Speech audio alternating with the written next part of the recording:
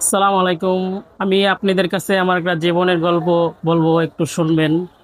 দেখেন, যেদিন থেকে আমি অনলাইন জগতে পাড়া দিয়েছি, সেদিন থেকে আত্মীয় স্বজন সবাই আমার থেকে দূরে দূরে চলে গেছে। কারণ ওনারা তো সাপোর্ট দিবেন, আর ওনারা চায় না যে আমি ভাইরাল হই, একটা কিছু করি।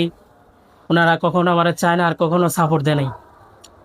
আর এই পর্যন্ত মানে যতটুকুই সামনের দিকে এগোইতেছি, এগুলো আমার ওয়াইফ অনেকটা আমাকে সাপোর্ট করে, আর আমার মা বাবা সবাই দোয়া দিচ্ছে।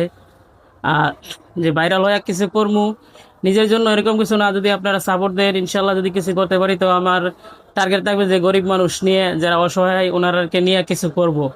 তো সবাই আমাকে ছোট ভাই হিসাবে যতটুকু পারেন আপনারা সাপোর্ট দিবেন।